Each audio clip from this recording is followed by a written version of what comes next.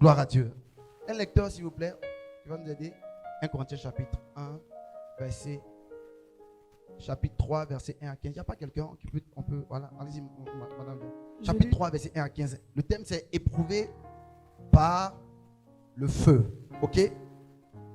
Je lis la parole de Dieu. Pour moi, frère, ce n'est pas comme à des hommes spirituels que j'ai pu vous parler, mais comme à des hommes charnels, comme à des enfants en Christ. Je vous ai donné du lait et non de la nourriture solide, car vous ne pouviez pas la supporter et vous ne le pouvez pas même à présent, parce que vous êtes encore charnel. D'accord. En effet, puisqu'il y a parmi vous de la jalousie et des disputes, n'êtes-vous pas charnel et ne marchez-vous pas selon l'homme? Quand l'un dit, moi je suis de Paul, et un autre, moi d'Apollos, n'êtes-vous pas des hommes? Qu'est-ce donc Apollos et qu'est-ce que Paul? Des serviteurs par le moyen desquels vous avez cru, selon que le Seigneur l'a donné à chacun. J'ai planté, Apollos a arrosé. Apollos a arrosé. Mais Dieu a fait croître. Mais Dieu a fait croître. En sorte que ce n'est pas celui qui plante, ce n'est pas celui qui plante qui est quelque chose, ni celui qui arrose, ni celui qui arrose, mais Dieu qui fait croître. mais Dieu qui fait croître. Celui qui plante et celui qui arrose sont égaux.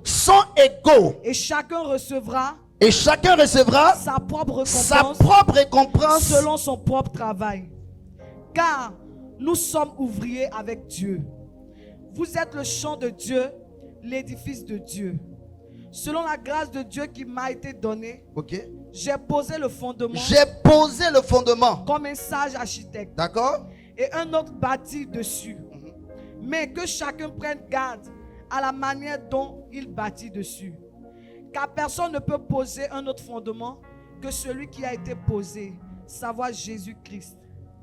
Or, si quelqu'un bâtit sur ce fondement avec de l'or, de l'argent, des pierres précieuses, du bois, du foin, du chaume, l'œuvre de chacun sera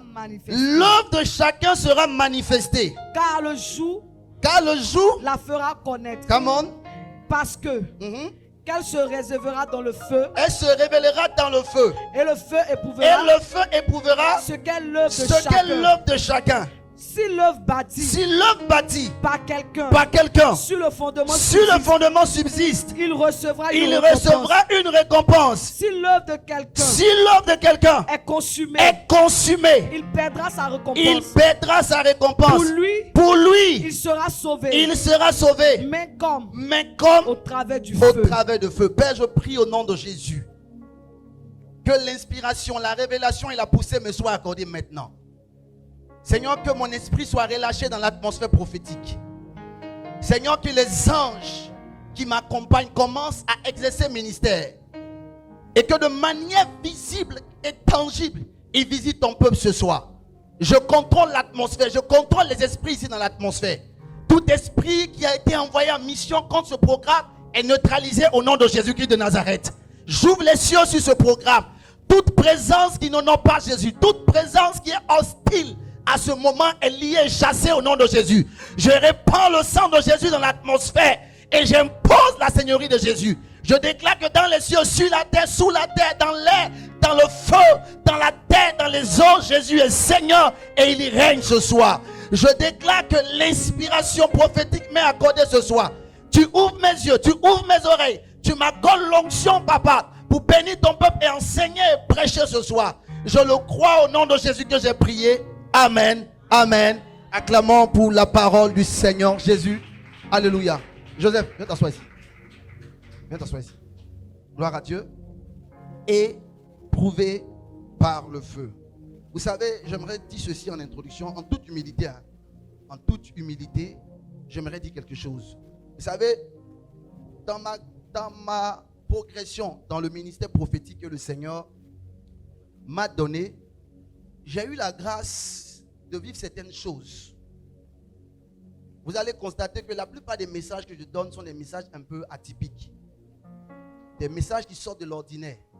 Parce que Dieu m'a fait une grâce.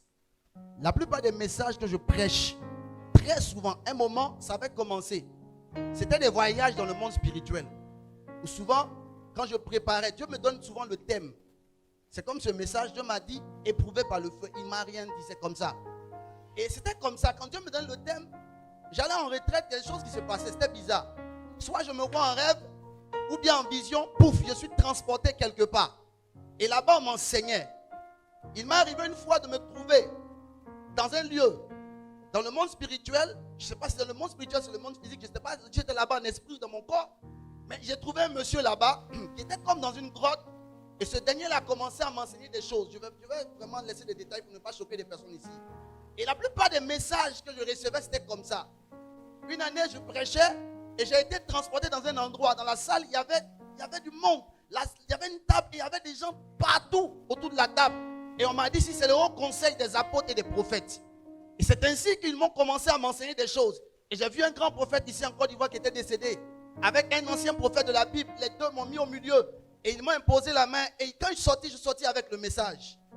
Un moment comme ça, un grand prophète qui était au Nigeria, qui est décédé, je l'ai vu aussi. Il m'a enseigné des choses. Donc la plupart des messages, c'était toujours comme ça.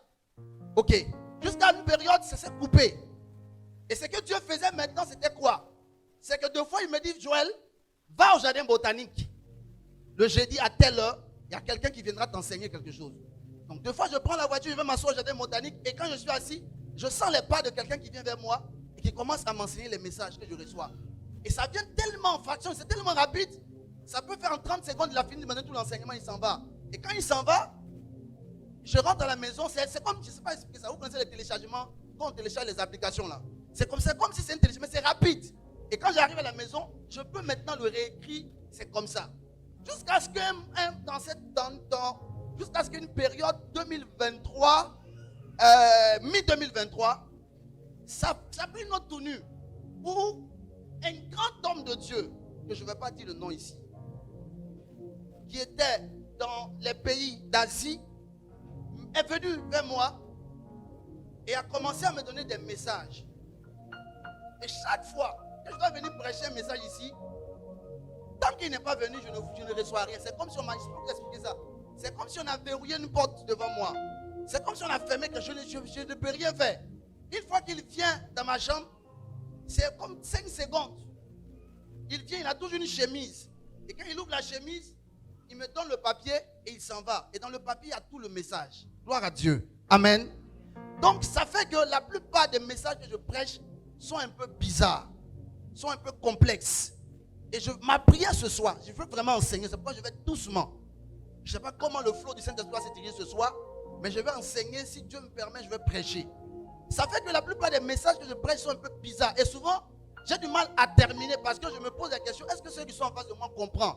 Est-ce que celui qui est en face de moi comprend? Parce que ça ne sert à rien de venir donner des démonstrations si celui qui est en face de toi, il ne comprend pas. Tu n'as rien fait. Amen. La Bible dit le royaume des cieux, celui qui porte du fruit, c'est celui qui entend la parole et qui la comprend. Donnez-moi amen si vous êtes là ce soir. Amen. Voilà, je ne vous sens pas. Alléluia. Donc, ce message que je vais donner, c'est un peu un message atypique. Et je crois que c'est le message le plus important depuis que j'ai commencé à servir le Seigneur. Je vais aller doucement. Si je n'ai pas terminé, peut-être le mois prochain, on va continuer. Mais je crois que pour moi, c'est le message le plus important depuis que je donne ma vie à Jésus. Depuis que je suis comme tant que prophète, j'ai reçu des révélations. Des messages très importants. Mais celui-là, pour ma part, c'est le message le plus important. Gloire à Dieu. On peut aller? On peut aller? Est-ce que quelqu'un aime la connaissance ce soir? Alléluia. Est-ce que quelqu'un aime la connaissance? Est-ce qu'on peut avancer? Voilà. Je commence par ceci. Vous savez, la vie de l'homme a 2 saisons. La vie de l'homme a 2 saisons. La première saison de la vie de l'homme est appelée la saison de quoi? Soulève ça bien, s'il te plaît. Non, tourne ça bien pour que les gens voient. Mais tu rabat, ils sont là. C'est tes lunettes là, ou bien c'est quoi? Tu as encore fait tes cheveux à cause de ça, ou bien quoi? Ah, acclamons pour lui. Alléluia. La vie de l'homme a combien? 2 saisons. La première saison s'appelle la saison de la mortalité. Je vais doucement. Et la saison de la mortalité se vit, se manifeste dans une dimension, dans une atmosphère, dans une fréquence qu'on appelle le temps. Gloire à Dieu. La vie de l'homme a combien de saisons? 2 saisons.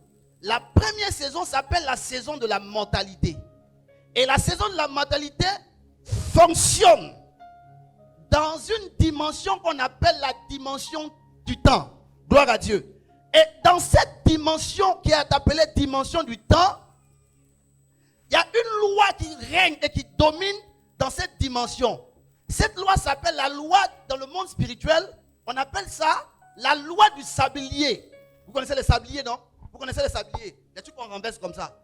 Cette loi s'appelle la loi du sablier ou encore la loi alpha oméga. Et cette loi-là stipule quoi? Elle stipule que tout être humain qui naît dans cet espace qu'on appelle temps, dans cette dimension qu'on appelle temps, peut se développer, mais est appelé obligatoirement à mourir. Alléluia. Est-ce qu'on est là? Vous me suivez? Vous comprenez? Claquez le doigt comme ça. Alors, tout homme est un potentiel mort. Ça va? À cause de la mort, les gens sont bizarres, myriades comme ça. Écoutez-moi. La dimension la plus élevée de la vie s'appelle la mort.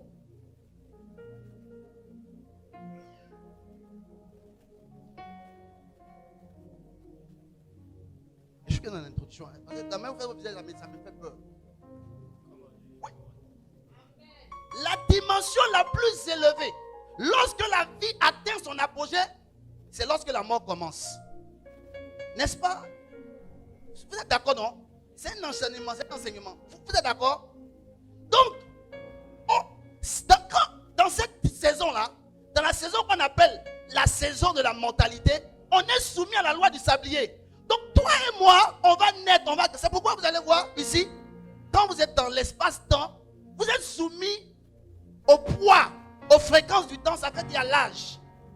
Ok? Moi, je peux dire mon âge, on n'a pas coupé, il y a 38 ans aujourd'hui. Le 23 janvier, il y a eu 38 ans. Donc, ça fait 38 années que je suis sur la terre. Je suis vieux, mais je suis jeune. Il y a quoi? Les visages vont changer en même temps. Hein? Il n'y a pas coupé mon âge, c'est mon âge. Hein? Donc, ça veut dire qu'il y a 38 ans. Et quand vous étudiez, on dit que le taux de vie de l'homme sur la terre est entre 40 ans, n'est-ce pas? Et 80. Donc, tu veux, tu ne veux pas, tu vas mourir. L'enfant est né, il avait 1 jour. Il a grandi aujourd'hui, il a 38 ans. Waouh! Pourquoi? Parce qu'il est dans la première saison de la vie qu'on appelle quoi? La saison de la mortalité. Ok. Maintenant, la deuxième saison de la vie s'appelle la saison de l'immortalité. Ça va? Et cette saison-là, elle travaille, elle fonctionne dans une dimension qu'on appelle l'éternité. Vous me suivez? La vie de l'homme, je dis quoi? A 2 saisons. La première saison s'appelle la saison de la mortalité. Cette saison-là fonctionne dans une dimension qu'on appelle le temps. Ok? Et cette dimension-là est soumise à une loi qu'on appelle la loi du sablier ou la loi alpha et oméga qui stipule que tout ce qui commence prend fin. Tout ce qui naît a une date de péremption. Tout. Et là-bas, le niveau le plus élevé s'appelle quoi? La mort. Ok? Maintenant, ici, c'est la deuxième saison de la vie de l'homme. Sa deuxième saison s'appelle la saison de l'immortalité. Et dans cette saison-là, cette saison-là fonctionne dans un espace qu'on appelle l'éternité. Ça va? Je peux avancer? Maintenant, la vie, la durée de vie la plus longue, mais la durée la plus longue de la vie de l'homme, c'est ici. Vous êtes d'accord avec moi? Hein? Ça va, vous me suivez? Je vais doucement, je suis que dans l'introduction. Si je pose les bases pour vous comprendre tout ce qu'il a dit par la suite. Si vous n'avez pas compris ici, là, tout ce qu'il a dit là, ça, vous n'allez pas comprendre. Ça va? Ça va? Maintenant, le pont entre la saison de la mortalité et la saison de l'immortalité s'appelle la mort. Parce que pour qu'un homme quitte la saison de la mortalité pour entrer dans la saison de l'immortalité, il doit forcément prendre le pont là, qu'on appelle quoi? La mort. Est-ce qu'on me suit? Est-ce qu'on me suit? Des deux saisons de la vie de l'homme, la saison la plus importante, c'est la saison de l'immortalité. C'est elle qui tue le plus. Et c'est elle la plus importante. Mais toute la vie qu'un être humain va vivre ici dans cette saison dépend de la vie qu'il a menée dans la saison de la mortalité. Est-ce que vous me suivez? En fait, la vie de l'homme ressemble à quoi? La vie de l'homme ressemble à une plantation. Toute plantation a deux saisons, n'est-ce pas? Il y a la saison de la sémence et la saison de la moisson. La saison de la moisson dépend de quoi? La qualité d'une moisson dépend de quoi? De la qualité de la sémence qui a été sémée. La quantité d'une moisson dépend de quoi? Dépend de la quantité de sémence qui a été sémée. Donc toute la vie qu'une personne va vivre ici, c'est la saison la plus importante de ta vie qui est là. Tout ce que tu vas vivre dépend de ta saison de mortalité. Et toi et moi, nous sommes dans cette saison aujourd'hui. Nous sommes dans la saison de la mortalité. Et nous, en tant qu'enfants de Dieu, si nous mourrons, nous allons où ça? Dans le royaume de Dieu. Mais la vie que nous allons mener dans le royaume de Dieu dépend de tout ce que nous avons posé comme acte pendant que nous étions dans la saison de... Vous voyez? Suivez-moi. J'ai dit que c'est le message le plus important. Pour moi, c'est le message le plus important de ma vie. Je vais doucement. Doucement. Parce qu'à partir de là, Dieu a créé un réveil dans ma vie. Ma manière de voir les choses ont changé. Ma manière de... Ça a changé. Donc, c'est tout ce que moi, je vais faire dans le temps qui va affecter l'éternité. Tout ce que je vais faire pendant ma saison de mortalité qui va affecter ma saison d'immortalité. Et le diable, sachant cela, fait en sorte que toi et moi, nous soyons distraits. Nous soyons distraits. Le but de ce message, c'est d'ouvrir nos yeux. Parce que écoutez-moi très bien. On dit qu'une personne est réveillée spirituellement lorsqu'elle a un pied dans sa saison de mortalité et un autre dans la saison de l'immortalité. On dit qu'une personne est réveillée spirituellement lorsque pendant qu'elle vit dans sa saison de mortalité, elle a une forte conscience de sa saison de l'immortalité.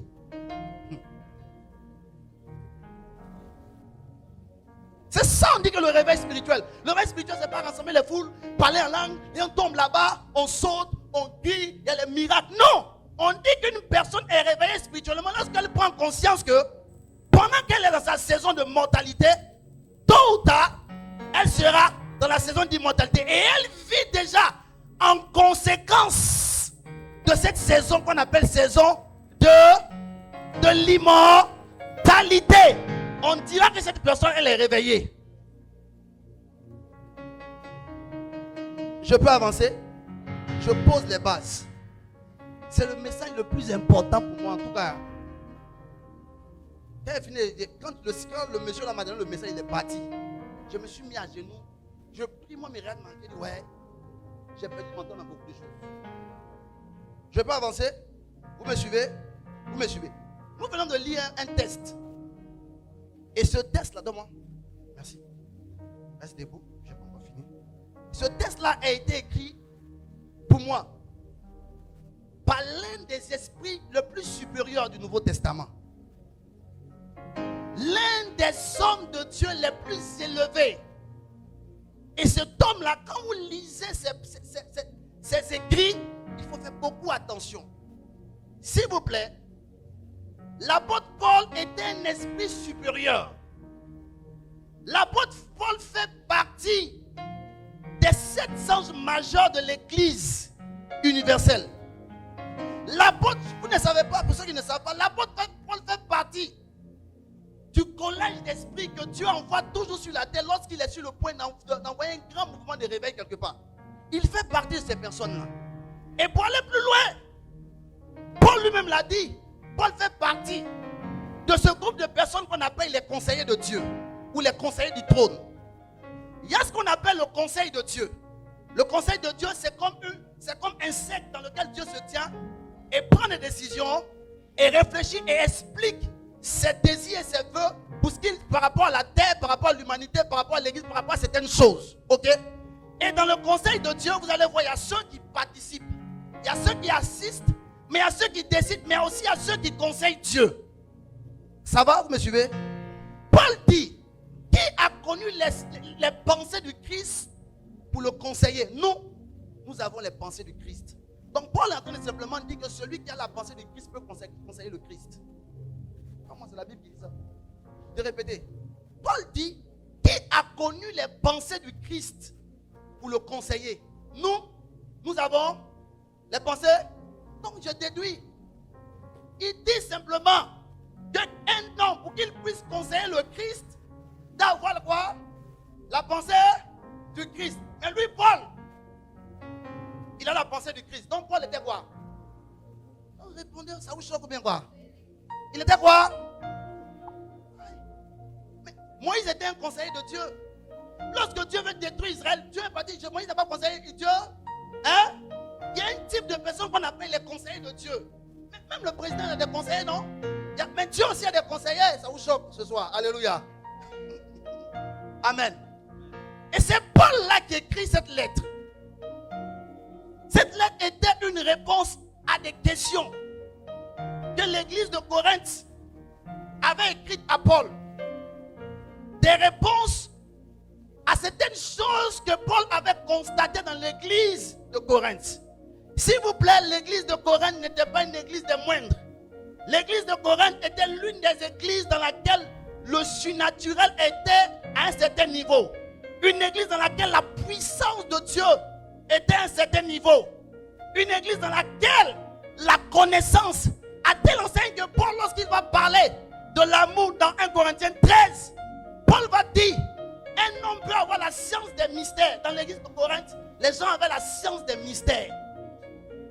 Ils avaient la connaissance là-bas. Ils connaissaient des choses profondes. Ils connaissaient même le langage des anges. Dans l'église de Corinthe, les apparitions angéliques étaient comme de l'amusement. À tel enseigne que Paul a dit, lorsque les femmes prient, elles n'ont qu'à mettre foulage sur leur tête à cause des anges. C'était surnaturel. Une église puissante. C'est la seule église où Paul a écrit une lettre pour parler des dons spirituels. Des c'est pas là-bas, 1 Corinthiens 12. C'est le seul. C'était une église qui était assise dans la puissance. Mais c'était l'une des églises les plus apostates de la Bible. L'une des églises les plus abominables. L'une des églises, elle était même une église plus poussée dans le péché que l'église de Laodicée. Le péché qui était à Corinthe était un péché qui coupait le souffle. À tel enseigne que dans l'église de Corinthe, un monsieur avait rasé son papa. Et il a pris la femme de son papa. Pourquoi j'imagine? Je vois la scène même les dimanches de culte. Bon, si le dimanche, chacun s'assoit et sa femme. Bon, voyez un peu la scène. Le petit, il a rasé son papa. Hein? Et dans l'église, comme ici, on veut faire fire meeting. Un jeune, il rase la femme de son papa. Bon, il s'assied où même? Hein? Répondez-moi, vous êtes là, alléluia. Hein? Le niveau d'abomination. Les gens sortaient les prostituées. Les prostituées même venaient à l'église. À tel enseigne que Paul était obligé de demander aux femmes de se voiler. Pour qu'on fasse une distinction entre les prostituées et elles. Voilà, je vous explique maintenant. Tout ce qu'on a fait de voile est venu là. Dans l'église, c'est là. Une église qui était poussée dans le mal. Les gens vivaient comme ils voulaient avec les prostituées. Paul était obligé de dire, vous ne savez pas que celui qui soit une prostituée, il fait un avec elle. Est-ce que vous me suivez un peu? Une église dans laquelle il y avait une désordre. Même lorsqu'il s'agissait de pouvoir prendre la Sainte Seine, les gens venaient pour se saouler. Le vin, là, ils tapaient ça pour être saoulés. Les gens mangeaient le pain pour être rassasiés. L'apostasie, les cœurs étaient endurcis. Une église dans laquelle il y avait le feu étranger. L'adoration des idoles. La viande sacrifiée, on prend, on vient préparer à l'église pour faire agapé. Tout le monde mange. C'est-à-dire que le mouton, les tabaski, là, on tue ça. Et puis le responsable, il prend, il fait l'agapé, puis il invite tout le monde pour manger. Est-ce que quelqu'un est là ce soir? Alléluia. Une église plongée dans le mal. Mais le comble dans cette église, c'est que dans l'église de Corinthe, il y avait quelque chose que les gens avaient adopté. Et ça ressemble un peu à ce qui se passe actuellement ici en Côte d'Ivoire. Il y avait comme des clans, des réseaux. Certaines personnes disaient que moi, je suis d'Apollos. Moi, je suis de Pierre. Moi, je suis de Paul. Il y avait des comparaisons entre les leaders, des comparaisons entre les églises. Et ce qui se passe aujourd'hui en Côte d'Ivoire, nous on a la meilleure église, on a le meilleur pasteur, on a l'église la plus fraîche, l'église la plus belle. Non, hey! Donne-moi la main si tu es là. Et il y avait des comparaisons. Frère, vous savez, il y a une différence entre quelqu'un qui connaît la parole de Dieu et quelqu'un qui connaît Dieu.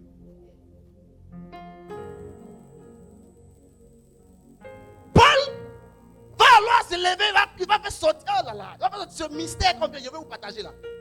Paul dit, attention, vous êtes en train de faire des comparaisons. Mais il y a des choses que vous ne maîtrisez pas.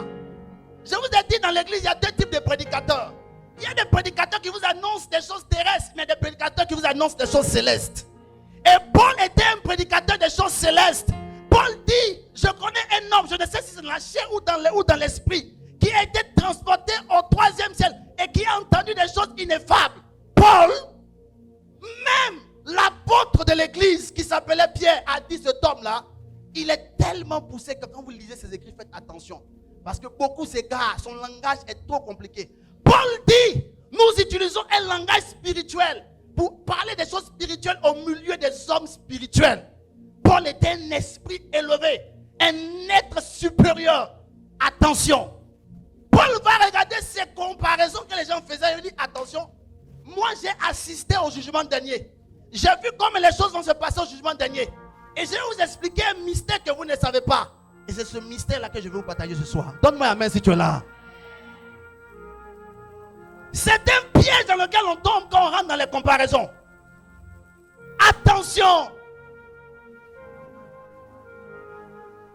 Attention.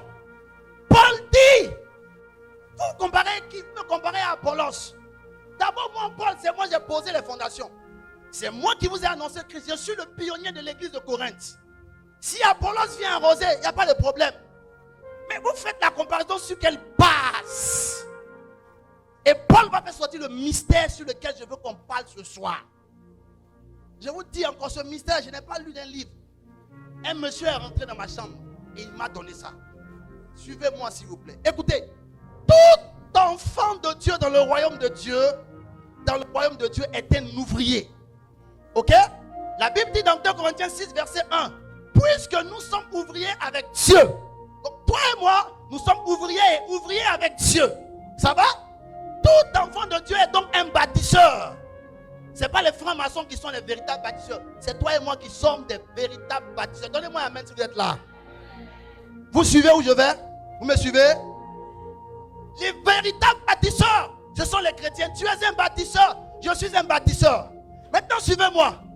Toi et moi, nous avons un double appel sur notre vie. Le premier appel que nous avons, c'est de bâtir notre vie selon le modèle du Christ. La Bible dit en Romains 8, le verset 29, que ceux que Dieu a connus d'avance, il les a prédestinés à être quoi? Semblables à l'image de son Fils. Donc, Dieu, te voyant comme un bâtisseur, te confie une première mission, c'est que tu bâtisses toi-même ta propre vie à l'image et à la ressemblance de Christ. Il a dit, faisons l'homme à notre image et selon notre ressemblance. Cet homme-là a échoué. Maintenant, Dieu revient. Et cette fois-ci, te confie toi-même la mission. Bâtis ta vie avec l'aide du Saint-Esprit à l'image et à la ressemblance de Jésus. La Bible dit en Ephésiens 4, versets 11 à 13, Dieu a établi les 5 ministères. Pourquoi? Pour le perfectionnement des saints en vue de l'œuvre du ministère. Afin que toi et moi, nous puissions parvenir à la stature parfaite du Christ. Donc toi et moi, on bâtit notre vie. On bâtit notre vie non au modèle de Joël. Non au modèle de James Bond. Non au modèle de qui encore? D'un leader qui a marqué son temps.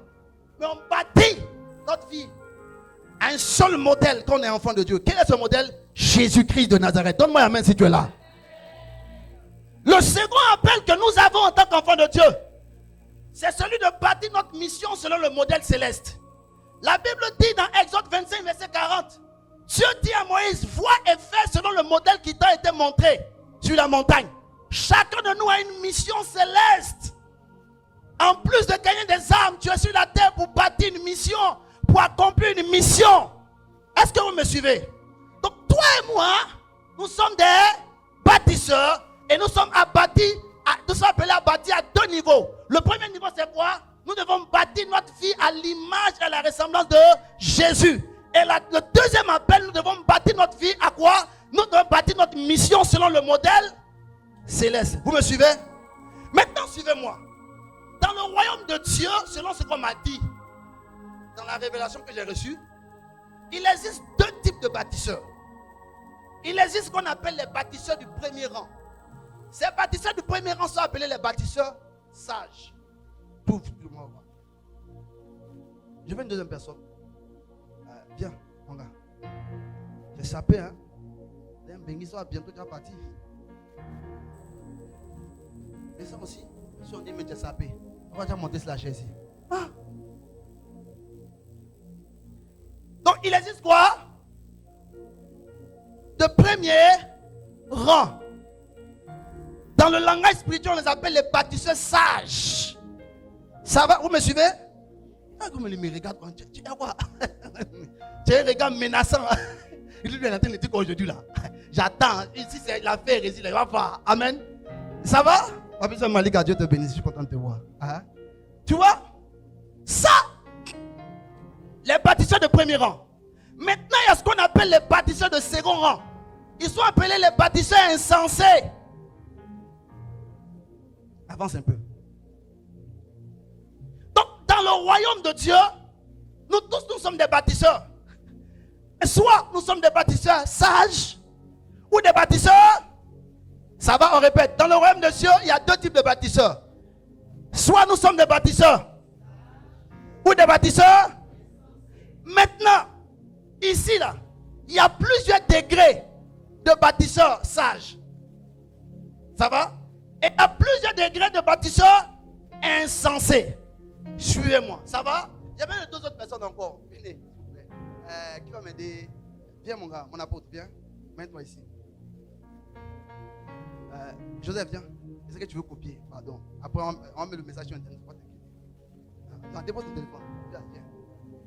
Maintenant, moi j'ai fait la sécurité incendie. Ok? Lorsqu'on bâtit, lorsque nous faisons la sécurité incendie, il y a ce qu'on appelle les matériaux de construction. Qui a fait le bâtiment ici? Qui connaît un peu le bâtiment? Ça va? Il y a ce qu'on appelle les matériaux de... Merci. Il y a ce qu'on appelle les matériaux de construction. Il existe deux types de matériaux de construction. Il y a ce qu'on appelle les matériaux combustibles. Tiens, c'est des matériaux que le feu peut brûler. Hein? Et des matériaux incombustibles. Des matériaux qui ne peuvent jamais brûler. Ça va? Donc dans le monde des cieux aussi, on peut bâtir avec des matériaux combustibles ou des matériaux.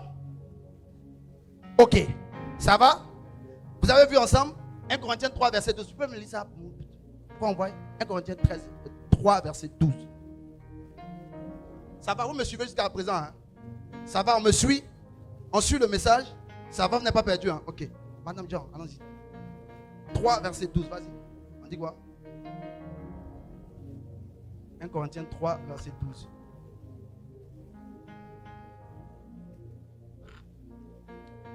Ça va?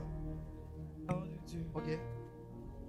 Or, si quelqu'un bâtit sur ce fondement avec de l'or, de l'argent, des pierres précieuses. Ok, ça, ce sont les matériaux incombustibles. L'or ne brûle pas. Il peut fondre, mais il ne brûle pas, il ne disparaît pas. L'argent peut fondre, mais il ne disparaît pas. Et après encore, les pierres précieuses, le diamant et autres là. Bon, on a déjà vu ça, mais bon, on n'a pas de diamant. Donc, vous voyez, ça, diamant, ça ne brûle pas, non? C'est ça, non? Hein? C'est un rocher, c'est une pierre. Ok. Maintenant, continue. Du bois. Du foin. Du foin. Du chaume. Ce sont les matières combustibles. Le bois brûle. Ça devient quoi? De la cendre. Ok. Maintenant, suivez-moi. Dans le royaume, on dit que quelqu'un est un bâtisseur de premier degré lorsqu'il bâtit avec des matériaux, mets-toi ici, incombustibles. Lorsqu'il bâtit avec des matériaux incombustibles, c'est un bâtisseur de premier degré. Un bâtisseur sage. Maintenant, je vous dis, il y a plusieurs degrés. Quelqu'un qui bâtit avec de l'or n'a pas la même dimension qu'un bâtisseur sage qui bâtit avec le diamant ou l'autre qui bâtit avec les pierres précieuses. Vous me suivez? Ils sont des bâtisseurs sages. Mais ce n'est pas le même matériel qu'ils utilisent. Ils utilisent des matériaux incombustibles. Mais ce n'est pas la même qualité. Ce n'est pas comme ça. On va acheter les trucs là, pommelles là. Il y a première qualité, il y a deuxième qualité, il y a troisième qualité. C'est comme ça, non? Donc c'est la même chose. Il y a un qui bâtissent ici, il y a un qui bâtit à l'or. Il n'a pas la même dimension que celui qui bâtit avec diamant. Il n'a pas la même dimension que celui qui bâtit avec quoi? Il y a d'autres choses. Il a cité seulement 3, mais il sait qu'il y a plusieurs. Mais eux là, ils sont bâtisseurs de premier degré. Ils sont des bâtisseurs sages parce qu'ils utilisent des matériaux incons. Vous êtes avec moi, ça va? Maintenant, les bâtisseurs insensés sont ceux qui bâtissent avec des matériaux combustibles. Mets-toi ici, mets-toi. Poussez. Pousse pas, pousse là-bas. Non, poussez ici. Non, poussez. J'ai bien repoussé. Non, pousse ici. Ah. Donc ici là, bâtisseurs insensés, bâtis avec des matériaux combustibles. Répondez, on est ensemble s'il vous plaît. Maman, toi depuis que tu es venu, tu ne ris pas, il y a quoi? Faut sourire un peu, il y a quoi? Ah, voilà, merci. Lui, ici, bâtisseur sage, il bâtit avec quoi? Maintenant, ce que vous ne savez, je vous dis dans le royaume de Dieu, nous tous nous sommes des bâtisseurs. Maintenant, le problème, personne d'entre nous ne sait qui est bâtisseur sage, qui est bâtisseur insensé. Si tu rassembles des foules, des millions de personnes, tu guéris les malades, tu chasses les démons, tu fais des miracles, on te donne même des éloges, on te récompense comme le meilleur pasteur de la Côte d'Ivoire. Personne. La seule personne qui sait si tu es un bâtisseur sage ou un bâtisseur insensé, c'est qui? C'est Jésus. Alors, la plus grande prière que tu dois faire, ça va, Seigneur. Je suis quel type de bâtisseur? Quand je priais, c'est que le Seigneur m'a dit, moi, ça m'a choqué pour moi-même. Il dit, Seigneur, il faut qu'il rachète mon temps. Ça vous fait rire? Je dis qu'au ciel, on sera étonné. Au ciel, on sera étonné. Des gens qui étaient des tatis, des papis, des mamies, des archevêques. Au ciel, un monsieur meurt. Bon, un pasteur va au ciel. Et ce pasteur est un grand bishop, il arrive au ciel. Et Dieu va lui montrer sa maison. Et Dieu lui montre un bicoque construit quelque part. Pendant qu'il pense à quoi ce bicoque, il voit une caille maison. Et Dieu lui dit, tu vois la vieille femme dans ton église là, c'est sa maison. Il dit, mais c'est comment? Moi je suis le pasteur, c'est moi qui chasse les démons. C'est moi qui enseigne, c'est moi qui prie, c'est moi qui fais tous les miracles. Mais comment? Dieu ouvre ses yeux et lui montre dans un film tout ce que la femme faisait. Pour qu'il fasse les miracles, c'est elle qui gêne 3 jours dans la semaine, 3 jours secs. C'est elle qui venait, elle vient à 4 heures placer les chaises, personne ne sait, elle parlait le temps, personne ne sait. Oh! Arrêtez de juger l'église de Côte d'Ivoire. Arrêtons ça. Tel est le meilleur pasteur, telle est la meilleure église. Le seul qui sait, lis-moi 1 Corinthiens chapitre 4 verset 5 s'il te plaît. Je veux que tu lis ça vraiment, écoutez-moi très bien. C'est le message le plus important de ma vie qu'elle a. Quand Dieu m'a dit, il dit Seigneur, moi merci. Quand il m'a dit le matériel lequel il consomme, il s'est mis à genoux, il dit Seigneur, tout ce temps-là. On sera autonome aussi. Je vous ai dit quoi? La saison la plus importante de notre vie, c'est la saison de... Tout ce que tu vas vivre dans la saison d'immortalité en tant qu'enfant de Dieu dépend de ce à quoi tu as construit. Est-ce que vous me suivez un peu? Maintenant, personne ne peut savoir. Maintenant, Paul dit, quand on sera au ciel, ce qui va permettre qu'on puisse savoir, c'est qu'il y a un feu. C'est ce feu-là qui va éprouver. Alors, c'est quoi ce feu? Ce feu-là est une émanation de Dieu. Ce feu-là est une projection de Dieu. Ce feu-là est Dieu dans une dimension du juste juge. C'est ça. Et ce feu-là a 7 flammes. Et ces 7 flammes, je vais vous partager. Ces 7 flammes-là sont 7 dispositions, 7 choses que Dieu utilise pour éprouver l'œuvre de tout un chacun. La Bible dit quoi? Nos œuvres seront éprouvées devant ce feu. Mais ce feu, ce n'est pas vraiment un feu physique. Ce n'est pas un feu. Ce sont des dispositions. Donc j'appelle ça les 7 flammes du feu qui éprouve. C'est quoi la première flamme? La première flamme par laquelle Dieu va éprouver ton travail pour savoir si tu es ici ou tu es ici. Cette première flamme s'appelle la mesure du Christ en toi. La première des choses que Dieu regarde en tout homme pour lui donner un certain poids, est une certaine dimension, un certain respect, un certain honneur. C'est la mesure du Christ qui est formée en toi. Dieu n'est pas impressionné par ta vie, mais il est impressionné par le niveau du Christ en toi. Jean-Baptiste dit, il faut que je diminue. Et Christ fasse quoi? Il grandisse. Romains 8, 29 dit, il nous a prédestinés, il nous a connus, il nous a prédestinés à être semblables à l'image du Christ. Dieu veut que Christ marche partout. Et donc, il veut que quand tu marches, ce soit Christ qui soit en toi. Dieu n'est pas impressionné par ta beauté. Dieu est impressionné par Jésus, il a quelle taille en toi? Suivez-moi toi très bien. Dieu a 3 instruments dans la Bible qu'il prend pour évaluer. Pour évaluer la vie et l'œuvre de toute personne. Il a 3 choses. La première chose, c'est la balance. Daniel 5, verset 25 et 27. Il prend ça pour mesurer ton poids, pour évaluer ton poids. Il dit quoi? Compter, peser. Verset 27 dit, tu as été pesé dans la balance. Quelqu'un peut venir devant vous, il a tous les appareils, tout le monde l'acclame. Moi, souvent, quand je vois quelqu'un qui va s'arrêter devant moi, la première chose que je te pèse d'abord spirituellement. Dieu a une balance. Et tous les hommes spirituels peuvent prendre cette balance pour te mettre dessus. Tu pèses combien? Il y a des gens qui sont, excusez-moi ce qu'il y a dit, son caleçon est gros, mais il n'y a rien dedans. Il fait bruit. Il est partout. Mais caleçon est gros. C'est ton caleçon qui est gros. Sinon, il n'y a rien dedans. C'est gros. Il n'y a rien dedans. Il fait bruit. On te pèse dans la balance. Il est parti au village, bruit. Quand il est arrivé, 2 sorciers, ils ont tiré ici, les gars appelaient. Donc son caleçon est gros, il n'y a rien dedans. Il n'y a rien. Donc, c'est la balance. La deuxième chose, le deuxième instrument qu'il prend pour évaluer, on appelle ça le cordeau. Ézéchiel 47. Et ça, là, Dieu, il prend ça pour mesurer ta largeur, ta longueur, ta hauteur et ta profondeur en Christ. Le cordeau, ça t'est mesuré. Quand tu donnes les grands titres, là, tu te mesures, tu fais 5 cm. Tu es un lutin. On mesure. Quand les sorciers viennent, les yeux sont éveillés, mais quoi? Allez, on a attaqué, mais tu fais bruit, pourquoi? Écoutez, quand un homme rugit comme un lion, Satan vient avec l'équipement pour tuer un lion. Mais quand il voit que c'est une souris, il ne va pas changer d'équipement. Hein? Il prend l'équipement de lion là. C'est pourquoi il y a des gens qui meurent des morts bêtes. Accident de voiture, il a fait tonneau. Bouah! Comment toi, un homme de Dieu, tu vas mourir comme un là? Il dit, je ne mourrai pas la mort d'un lâche, d'un injuste. Tu meurs d'un bête, voiture t'écrase. Mais non, quelle mort? Non, il avait prophétisé. Quel mot il a prophétisé? On t'écrasé quoi? On dit des pattes.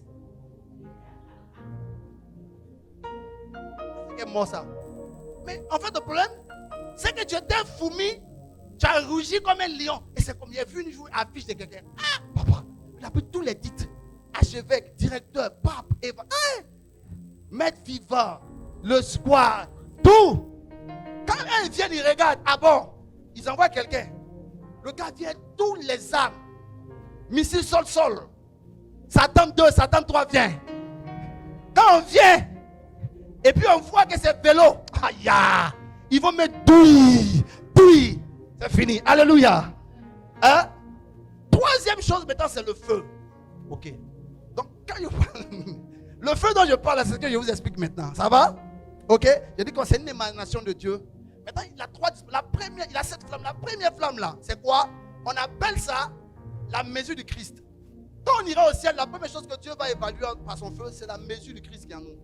Pour te récompenser, il va voir comment tu es mort à toi-même et tu as laissé Christ grandir. À quel niveau?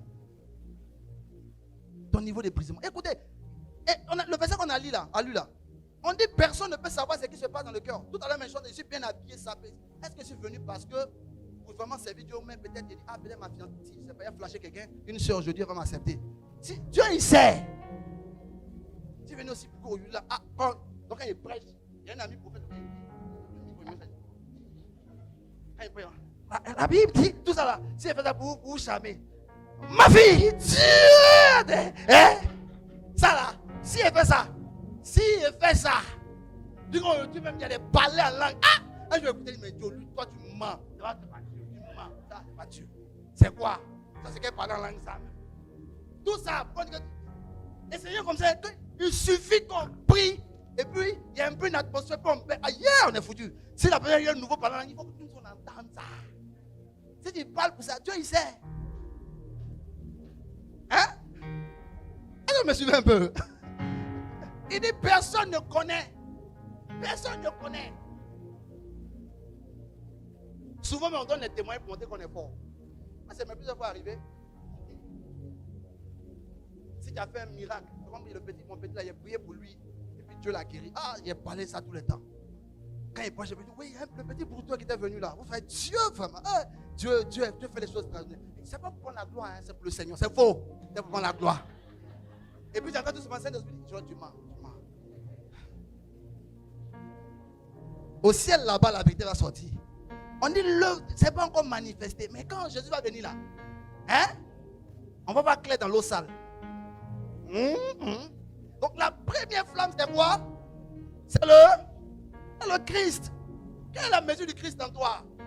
Deuxième flamme, on va vite parce que le temps est déjà avancé. J'avance le message, mais j'arrête. Je continue ou j'arrête? On continue? Deuxième chose, c'est ton degré d'obéissance.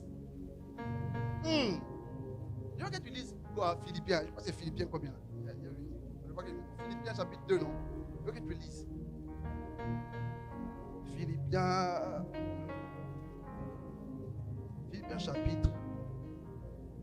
Philippiens chapitre 2, je viens. Oh. Qui aime la parole de Dieu? Alléluia. Ce message m'a fait tellement de bien. À des moments, j'étais triste par rapport à ma vie, par rapport à mon ministère. Mais ce message m'a fait tellement de bien, m'a amené à revoir les choses dans ma vie, à donner une certaine priorité. Lis-moi Philippiens chapitre 2, versets 5 à 10. Écoutez très bien ce qu'elle va expliquer. Vas-y. Philippiens 2, versets 5 à 10. Versets 5 à 10. Ayez en vous les sentiments qui étaient en Jésus-Christ, lequel existait en forme de Dieu. Il existait en forme de Dieu. N'a point regardé comme une proie. Arraché d'être égal avec Dieu. Mais s'est dépouillé lui-même. En prenant une forme de serviteur. En devenant semblable aux hommes. Et ayant paru comme un simple homme. Il s'est humilié lui-même, se rendant obéissant jusqu'à la mort. Mais le verset dit quoi? Jusqu'à la mort. Même jusqu'à la mort de la croix. Oui. C'est pourquoi. Aussi. Dieu l'a souverainement élevé. Bon, ça veut dire que sa position dans le ciel est venue de quoi? Son obéissance. Dieu l'a souverainement obéi. Ça veut dire que Dieu l'a amené ici. Premier rang, le premier baptisé, il est l'alpha, le plus élevé des baptiseurs sages. Pourquoi? Dieu l'a souverainement, oui. Et lui a donné le nom de sa récompense, qui est au-dessus de tout nom. Afin qu'au nom de Jésus, tous genoux fléchissent dans les cieux et sur la terre et sous la terre. Amen. Vous voyez? L'obéissance. Ton degré d'obéissance, Dieu va éprouver ça. Ça va? Troisième chose, les motivations. La troisième flamme, ce sont les motivations. Tu obéissais pourquoi? Aujourd'hui, on obéit à l'église parce qu'on veut que Dieu nous bénisse. On jeûne parce qu'on veut que Dieu nous bénisse. On sait Dieu parce qu'on a dit que quand on sait Dieu, Dieu va nous élever. On donne l'argent comme si Dieu c'est un dynamori. Quand tu donnes, ça c'est multiplié. Donc quand on donne l'argent à l'église, c'est pour que Dieu multiplie. Pour motivation. La seule motivation que Dieu agrée lorsqu'on obéit, lorsqu'on fait le service, la seule motivation, c'est l'amour inconditionnel qu'on a pour lui et pour les autres. Tout ce que vous faites, faites-le de tout votre cœur. Non pour des hommes, mais pour le Seigneur. Et dit que vous mangez, que vous buviez, quoi que vous faites, faites-le pour la gloire du Seigneur. Dieu verra ce que tu fais pour sa gloire. C'est au ciel, tout ça va sortir. Moi, je vais vous dire la vérité aujourd'hui. Là, il y a certains comme un fardeau. Aujourd'hui, il m'en fout. Et là, ils sont pas venus. Il y a invité beaucoup, ils ne sont pas venus à mon programme. Ils sont malades. Lundi, ils mettent les visiter pour les prier pour eux. Tu vois, ils guéris. Tu vois, mais vous pensez que c'est bête. Depuis qu'il a compris ça là, moi, il ne me fâche plus que quelqu'un. Quelqu'un me dit, il me bien faire tout. Il le servir. Parce que je vais te dire là. C'est que Dieu m'a dit. Quand Dieu m'a montré, c'est que je suis ici en tout cas. Je ne vais pas mentir. Je ne suis pas là-bas. Non, je suis ici. Mais c'est que Dieu m'a montré quoi il s'est construit. Il dit, Seigneur, tout ça là. Les gens ne savent pas que la vie dans le temps de la mortalité, c'est la vie la plus courte.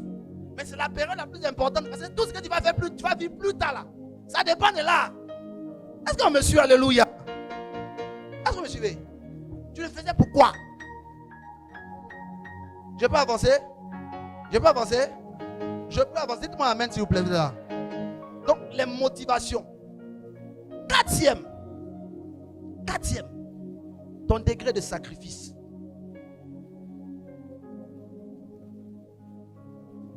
Il y a l'obéissance, mais le sacrifice, ce n'est pas la même chose. Le sacrifice dépasse l'obéissance. Chaque fois qu'on parle de sacrifice, il y a le sang. C'est-à-dire la vie, parce que le sang, c'est la vie. Donc quelque chose qui te touche, qui va même toucher ta vie. Aujourd'hui, beaucoup de chrétiens font peu de sacrifices. On fait peu de sacrifices. On obéit, mais on fait peu de sacrifices. Ça va? Je peux avancer? Ça va? Cinquième chose.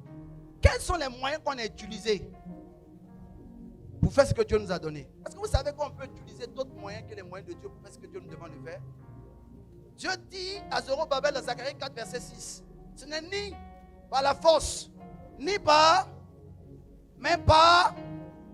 Donc on peut faire des choses par la force, par la puissance. Et malheureusement, c'est le piège de l'église de cette génération. Aujourd'hui, avec la technologie, les réseaux sociaux, les intelligences, elle ne se fâche pas, il tape, éprouvé par le feu. Puis met le gars dans le message, il vient, il prêche ici. On peut utiliser la technologie. Est-ce que vous savez, moi j'avais ça avec un pasteur, il peut être ici en Côte d'Ivoire et avoir un hologramme qui le fait prêcher aux États-Unis. La technologie aujourd'hui peut nous donner de faire des choses, de réaliser. Vous savez qu'aujourd'hui c'est très simple. Laissez-moi ici Sagbé là. Donnez-moi l'argent seulement. Il dit prochain fire meeting. Les 100 premières personnes qui viennent, elles auront tous 100 000, un sac de riz plus un téléphone ici là. Il dit le programme à quelle heure? 14 h. Ici à 9 h le coin B.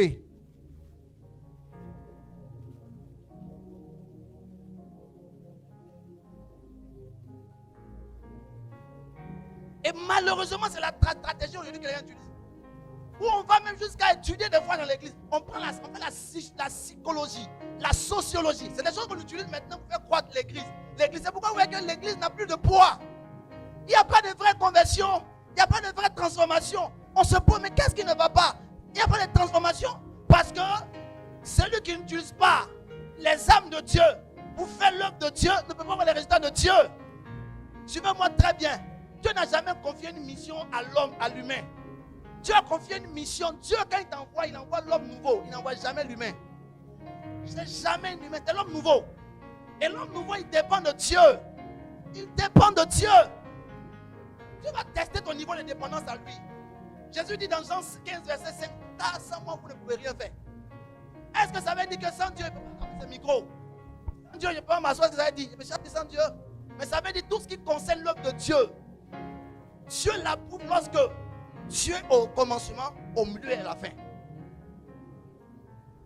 Quels sont les moyens que tu as utilisés pour faire? Moi, un jour, un prophète qui m'a dit clairement, il m'a dit, Joël, elle te donne un topo. Tu veux que le toit soit brûlé. Tu dis qu'à ton église, tout le monde s'habille en blanc et vient une bouteille d'eau. Il y aura une visitation. Tu vas voir que le coin est rempli. Et c'est les stratégies. Moi, Joël. Attends, tu connais lui qu'on appelle Joël là. Tu sais que tu ne me connais pas. Il ne peut pas. Ma maman était allée en voyage, elle m'a confié son église. Et puis, était galère. Et puis, elle parlait avec un prophète. Il m'a dit non, mais toi, tu as une église et puis tu n'as pas l'argent. Mais non, elle m'a confié. Elle dit, mais petit, on t'a confié l'église et puis toi, tu n'as pas l'argent. C'est ton agneau, tu lui bois son sang. Il me demande, est-ce que tu sais comment on attrape l'argent? Il dit, on attrape l'argent comment? Et puis toi, tu es à toi, mais ce n'est pas la peine. Allez, voilà ce qu'on va faire. Attention. Je vois de l'or qui est en train de couler ici. Les 20 premières personnes qui ont donné 10 000 ici, tout à l'heure, Dieu les visite. Je sens. Augmente ta mélodie, augmente. Je prenais un micro, j'ai dit, je vois de l'or partout ici. Il y a de l'or partout ici, il y a de l'or ici. Vous avez où les donner. Voilà comment on attrape l'argent.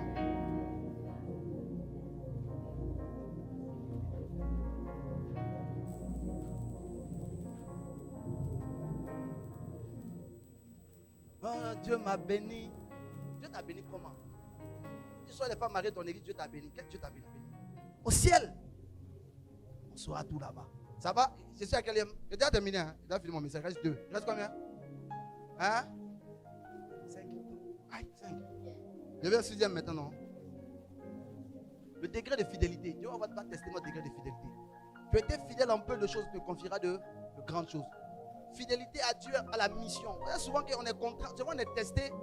Depuis un moment, ça me fatigue. Moi aussi, il faut que je commence mon église. Tiens, lui a pété l'église. On appelle papa. Hey, moi, les gens ils vont partir. Et moi encore, ils les voient. Avec un moment, il dit, moi, commencer mon église. C'est vraiment ça vient de mon cœur. Mais en cette saison, c'est parce que Dieu m'a dit. Dieu m'a dit, tu fais un programme 1 fois par mois. Comment en ligne? Tu restes toi à la maison, tu lis ta Bible, tu pries.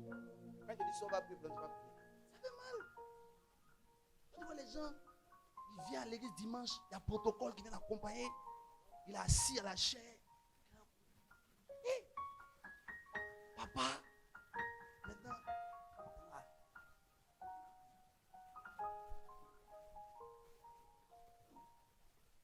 les gens sont partis, tu vas arrêter mon message. Est-ce que quelqu'un me comprend ce soir? Alléluia. Ça va? C'est maintenant qu'il prier pour les gens. On sait qu'il va descendre là. Peut-être si tu es parti, c'est fini, tu as pu trouver ça ici encore. Alléluia. Ça va? Ton degré de fidélité. Et la dernière chose que Dieu va tester, c'est notre degré de reconnaissance. 1 Thessaloniciens chapitre 5, 18. Je vais chuter là, on va prier. Notre degré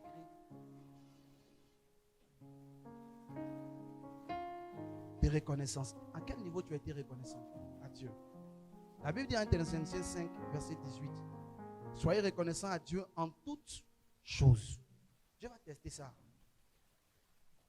Vous savez qu'aujourd'hui, c'est difficile de dire merci à Dieu quand Dieu nous fait du bien. Non? On n'est même pas reconnaissant pour ce que Dieu nous fait. On est plus concentré sur ce que Dieu n'a pas fait dans nos vies. Allez vous asseoir les gars. Merci beaucoup. Acclamons le Seigneur pour eux. Voilà la pensée que Dieu a mis sur mon cœur ce soir. Désolé pour le temps qu'on a pris pour tout le message, mais il valait la peine. Amen. Ça valait la peine. On va prier. J'ai un seul sujet de prière ce soir. Il y a 2. Le premier sujet, qui sont les personnes ici qui veulent donner leur vie à Jésus? Tu es ici, tu n'as jamais donné ta vie à Jésus. Tu n'as jamais donné ton cœur à Jésus. Tu n'as jamais reçu Jésus comme Seigneur et Sauveur personnel. Et là, je veux que tu lèves simplement la main. Tu n'as jamais, depuis que tu es né, tu n'as jamais reçu Jésus dans ton cœur. S'il n'y a personne, on va passer au deuxième sujet.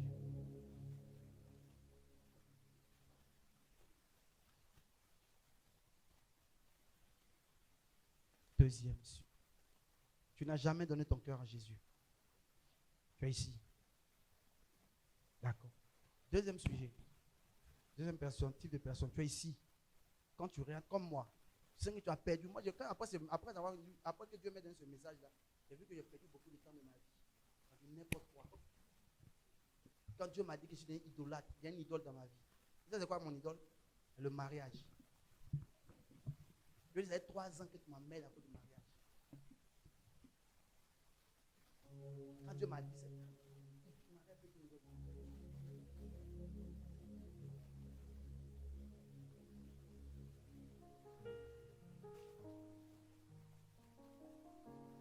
c'est un truc légitime. Je disais 3 ans que tu m'emmènes. C'est une idole.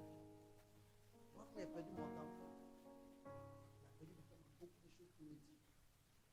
Pendant que le temps, aujourd'hui, là, dans 2 ans, il y aurait 40 ans. Je ne sais même pas, il me reste combien de temps sur la terre.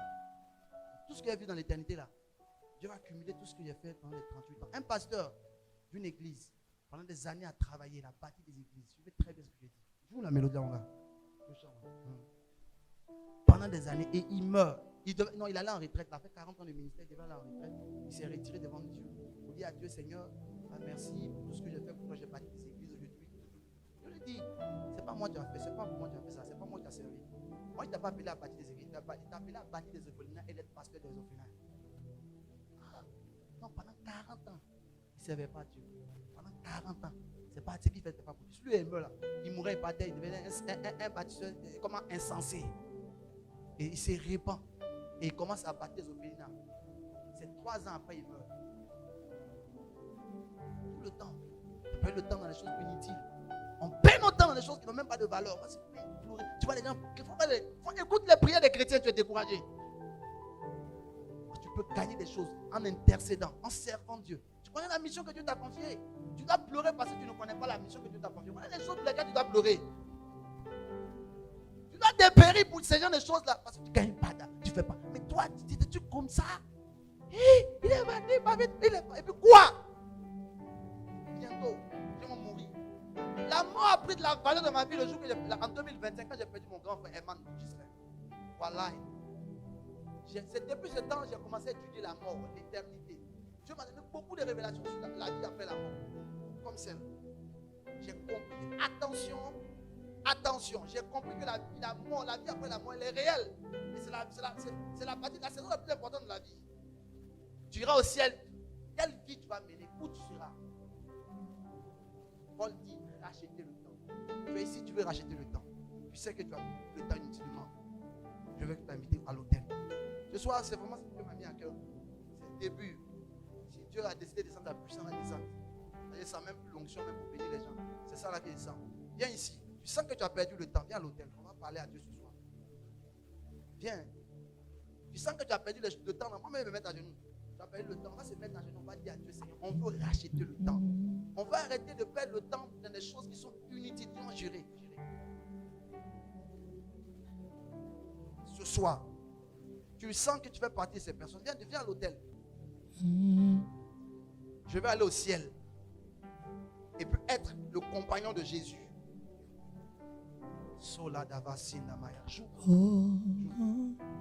Rien ne pourra changer ton amour pour. Est-ce que tu veux commencer à prier ce soir? Dis à Jésus, je veux racheter le temps dans ma vie.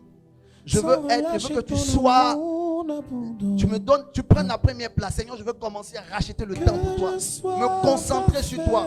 Me concentrer sur les choses essentielles. Connaître ma mission.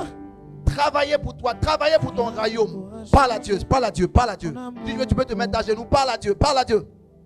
Dis, Seigneur, je veux racheter le temps. Je veux racheter le temps. Je veux racheter le temps. Parle à Dieu. Parle à Dieu. Parle à Dieu. Au milieu des vents, je reconnais le son de ta voix m'appeler à toi. Tu traverserais les mers si je me noyais.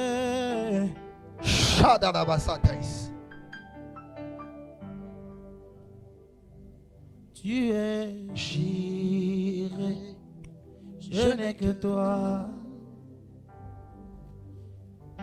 Jireh, je n'ai que toi. En toutes circonstances, je serai comblé. Jireh, je n'ai que toi. Je n'ai que toi. Je n'ai que toi. Je n'ai que toi. Je n'ai que toi. Je n'ai que toi. Je n'ai que toi. Je sais que tu m'aimes. Répète après moi. Seigneur Jésus, je te demande pardon pour tout le temps que j'ai perdu dans des choses inutiles, dans des choses improductives, des choses qui ne me seront pas bénéfiques dans l'éternité. Je te demande pardon. Seigneur, ce soir, j'ai compris une chose. La chose la plus importante pour moi, la saison la plus importante de ma vie, est la saison de l'immortalité. Et Seigneur, ce soir, je viens devant ton trône, au nom de Jésus-Christ de Nazareth, crier à toi, afin que ton feu de réveil brûle dans mon cœur, pour qu'à partir d'aujourd'hui, mon temps, mes finances, mes relations, ma force, tout ce que tu m'as donné, je les utilise pour bâtir ma vie en Christ. Je les utilise pour accomplir la mission que tu m'as confiée. Seigneur, dès ce soir, éclaire-moi sur ma mission, afin qu'à partir de ce soir, je sois conduit, je sois éclairé, et que je puisse, mon Dieu, accomplir ce à quoi tu m'as appelé. Seigneur, aide-moi. Je ne veux plus être distrait. Je ne veux plus être distrait. Je ne veux plus être distrait. Au nom de Jésus. Amen. Lève la main, je vais prier pour toi. Je sais que tu m'aimes et que Père, tu as dit ce que l'homme va confesser va le libérer. Ce que l'homme va confesser va le condamner. Tu as dit dans ta parole, si tu confesses de ta bouche et tu crois dans ton cœur que Jésus est ressuscité des morts, tu es sauvé. Seigneur, alors la confession et la foi ouvrent les portes. Ce soir, Père, nous voulons passer du cap des bâtisseurs insensés et entrer dans la dimension des bâtisseurs sensés et sages. Donne-nous, Seigneur, cette grâce. Que Père, par cette imposition des mains, tu transfères quelque chose dans le cœur. Comme un fardeau qui va grandir, qui va se développer dans le cœur de tes enfants. Au nom de Jésus. Shadalaba skodi amandela ba antaka sede emandalaba oskodi adeka naba. Shadala kinda sonda kalaba sanda. Si vous êtes toujours pour allez vous asseoir. Shandabala anta kida ando sonda kodi ashan. Masom dabala ande kiada shene. Esobala anda kada shene. Masota la kata shene karia. Sode atakaria bashone kati asone. Mama shon. Mande la keta sonda. Si t'es touché, tu peux aller t'asseoir. Si t'es touché, tu peux aller t'asseoir. Il n'y a que toi. Il n'y a que toi. Somalakata ya shande kaya. Mama sondo shakati di brade asande vala inda. Maida shote ki. Sodi kita asande la ba anta. Ne partez pas s'il vous plaît. C'est fini. On a fini, on a presque fini. Le temps est parti. C'est bon, j'ai prié pour tout le monde. C'est bon. Mazarine, viens. Maman de calme. Tu vas. Non, arrête-toi. Tu vas chercher. C'est vrai, c'est difficile. Cherche un billet de 10 000. Tu divises en deux, ça fait 5 000. Tu cherches des jumeaux qui sont entre 7 ans et 12 ans. Donne à chacun d'eux. Ça va changer quelque chose dans ta vie. Ça va donner la victoire contre la sorcellerie. Ça va? Ça va? Tu vas prendre un jour de jeûne. Le jour de jeûne là, tu vas jeûner de pas 6h, 18h, mais 18h à 6h. Pas 18h, 6h. Pas 6h, 18h. Tu comprends? 18h à 6h, tu jeûnes. Que la viande ne rentre pas dans ta bouche, que l'eau ne touche pas ta langue. À partir de 18h, tu ne manges rien. Bois pas l'eau. À 6h, tu comprends? 6h. Tu prends le psaume 142, verset 8. Tu as quel âge? Hein? Tu récites ça 23 fois. Ok? Tu récites 23 fois et tu pries avec le psaume 57, verset 7. Ce que Dieu me dit, te dit. Je ne vais pas prier pour quelqu'un ce soir. Va t'asseoir. Je crois qu'on a fini. Hein? Je vais m'arrêter là. Parce que je sens. Maman Ruth, j'ai vu quelque chose sur toi. J'ai vu une vision. La vision que j'ai vue, je t'ai vu comme dans une salle. Tu vois les grandes salles comme on parle de la culture, les salles. On ne va pas parler de la culture. Parler de la culture, il y a une salle, pas la salle à Noumambo. Il y a une salle.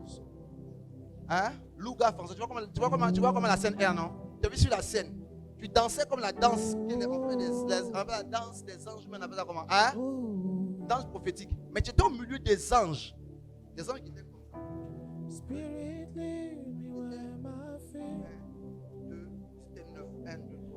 Et tu es au milieu. Tu comprends? Dieu va te visiter tes entrailles. Tu comprends ce que je veux dire, non? Hein? Tu comprends? Maman, ça m'énerve. Dieu va te faire monter dans une dimension prophétique. Tes yeux vont s'ouvrir. Il ne faut pas avoir peur. Tu vas commencer à sentir des présences d'anges avec toi. Tu vas entendre comme des sons, des voix, des appels. Ils vont t'appeler, appeler des noms, dis ton nom, dis des choses. Tu vas monter, tu vas voir comme des flashs, des lumières en flash. Il ne faut pas avoir peur, ce sont des anges qui sont fait ça.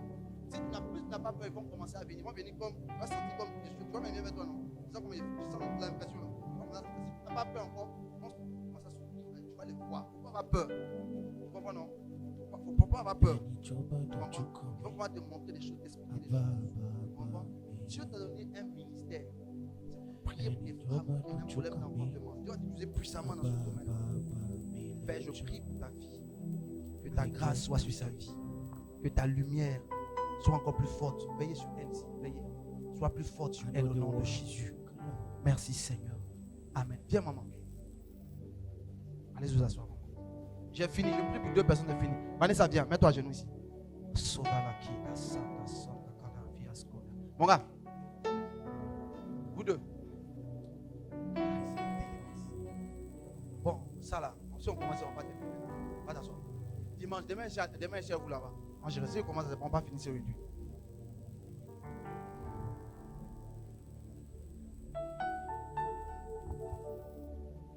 Ẹni tó bá dojú kàn mí, bàbá mi nílé.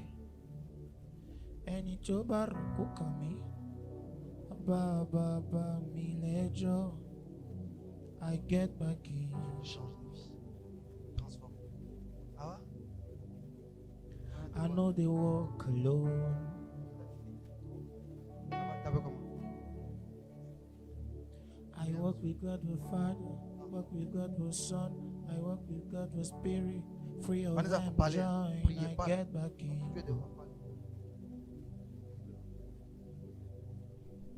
I know they walk alone. Seigneur, je prie pour ce frère. I walk with God the Father, walk with God the Que tu Son, actives sa I saison. walk with us of angels, Que sa vie all of soit them précieuse à tes yeux. shine, I get back in. Que toute réclamation de mort sur sa vie soit désactivée au nom de Jésus. Que ta vie le I know they réclame walk alone. au nom de Jésus. Amen. You only want me. Enlève-toi.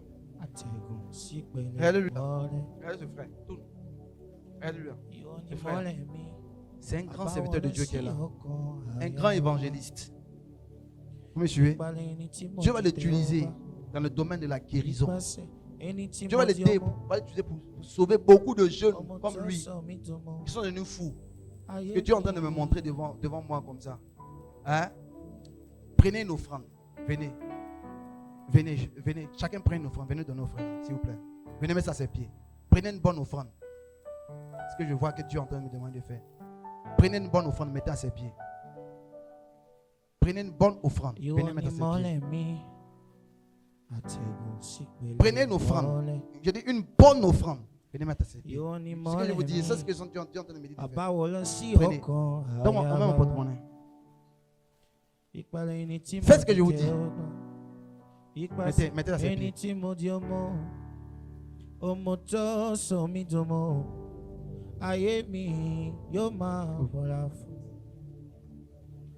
Ayé mi bọ́lá fún o Jésus.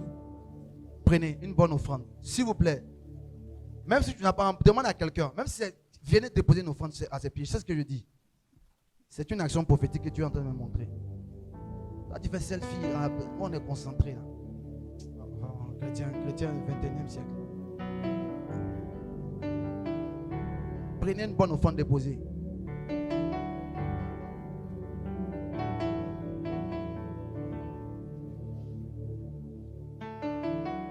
Tout le monde a peur. Tu vas manquer. Moi, c'est mon fond qui est là. Moi, je ne sais même pas comment payer ma maison. Mais il sait que Dieu va payer ma maison. Venez m'aider. J'ai pris mon aide. Tu viens mis dedans. Il sait ce que Dieu est en train de me montrer. C'est bon? Tout le monde a mis. Arrête-toi dessus. Arrête-toi dessus.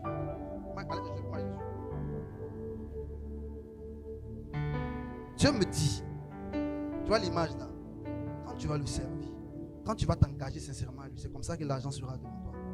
L'argent va te servir, l'argent n'aura pas de poids sur toi. Tu as touché beaucoup d'argent. Tu me disais que tu as touché plus de 600 000 euros, 300 000. Aujourd'hui, les rêves, comment tu es? Mais Dieu me dit, c'est comme ça l'argent sera dans ta vie à partir de maintenant. Tu comprends? L'argent n'aura plus de pouvoir sur toi, tu auras le pouvoir sur l'argent. Tu comprends? Quand tu vas le servir, tu verras sa main. L'argent va te servir. Tu comprends? Tu n'auras plus besoin de prendre des voies détournées pour avoir de l'argent. Ainsi m'a dit l'Éternel pour toi. Prends, c'est pour toi. Repartis, t'asseoir. Prends l'argent, c'est pour toi. Amen. On peut acclamer le Seigneur. Seigneur, je prie pour ta vie. Tu as entendu tout ce qu'elle a dit, tout ce qu'elle vient de dire. Exauce-la. Exauce-la au nom de Jésus. Amen. Est-ce qu'on peut acclamer le Seigneur? On a fini. Voilà. Acclamons le Seigneur. Acclamons le Seigneur. Je veux en même temps On a fini. Prends ton offrande de prophète. Viens donner. Viens déposer la chair ici. Puis dépose le micro. Prends ton offrande de prophète. Tiens.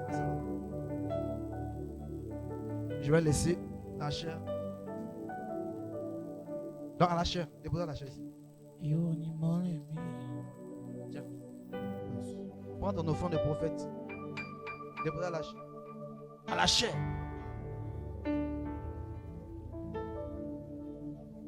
Oh Jésus.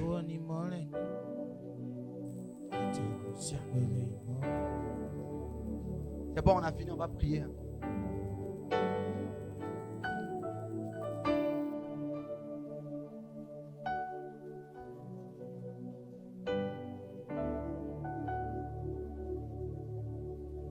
C'est bon?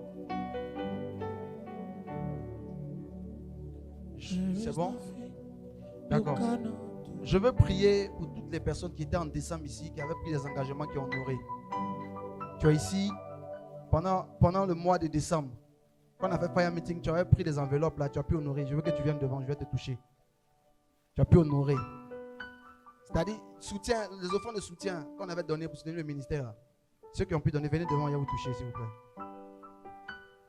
Vous êtes 2. Ok. Père, je prie que tu bénisses ton enfant en fonction de l'engagement qu'il vient de prendre et qu'il a honoré au nom de Jésus. Amen. Bénis ta fille, Seigneur. Tu honores ceux qui t'honorent. Bénis-la au nom de Jésus. Amen. Gloire à Dieu. Voilà, on a fini. Je veux dire que, vous voyez ce qu'on fait. Acclamons d'abord pour le Seigneur Jésus. Voilà. Qui a été béni? Vous avez compris le message? Si vous, ce message, on va faire le montage. On va le mettre en ligne. Je veux que vous allez écouter, réécouter. Moi, pour moi, c'est le message le plus important de la vie qui est là. C'est le message le plus important de la vie qui est là, ce message-là. Ça va?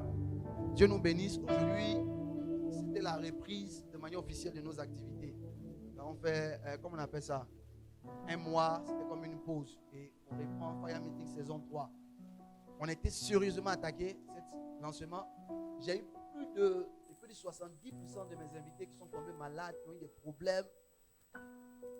Mais il y a ma chante même, mon assistante qui est tombée malade. Vraiment, on a été attaqué. Mais je crois qu'on ne lance pas des pieds à un arbre qui ne porte pas de bons fruits. Alléluia. C'est parce qu'on a de bons fruits. Et je veux bénir le Seigneur. Qui est là pour la première fois? Qui est là pour la première fois au programme? Ok. On va baisser la main là-bas. Baissez la main. La première fois. Ça va? D'accord. Dieu vous bénisse. Amen. Aussi, vous voyez ce qu'on fait. Ces activités-là sont vraiment coûteuses. La salle. Vous aimez le cadre? Non, c'est bien, c'est joli. Mais ça demande aussi de l'argent. Je vous encourage à soutenir de manière libérale. Qui a compris l'enseignement qu'on a donné aujourd'hui? Je crois que si tu as compris l'enseignement, on ne va même pas te forcer pour que tu soutiennes l'œuvre de Dieu. Tu ne soutiens pas pour aujourd'hui. C'est parce que Dieu peut te bénir aujourd'hui, même. Il peut ne même pas te bénir aujourd'hui. Vous savez, le poids d'une bénédiction est estimé en fonction de sa capacité de tenir jusqu'à l'éternité. Est-ce que vous me suivez? C'est-à-dire qu'une bénédiction, elle a du poids lorsqu'elle peut traverser les 2 saisons de ta vie. Si cette bénédiction peut être avec toi en cette saison de mortalité et t'accompagner jusqu'à la saison de l'immortalité, on dit que c'est une grande bénédiction. Mais c'est lorsqu'on sème dans les choses du royaume qu'on peut récolter dans l'immortalité. Vraiment, je vous encourage. Je vous encourage à soutenir l'œuvre et je crois que Dieu nous bénira. Amen, amen. Amen, amen. Je crois qu'on a fini, hein? On va se tenir debout, on va prier pour la fin. Aujourd'hui, on n'a pas fait les offrandes, on a donné ça à notre serviteur de Dieu. Dieu va nous bénir. Tu veux? Hein?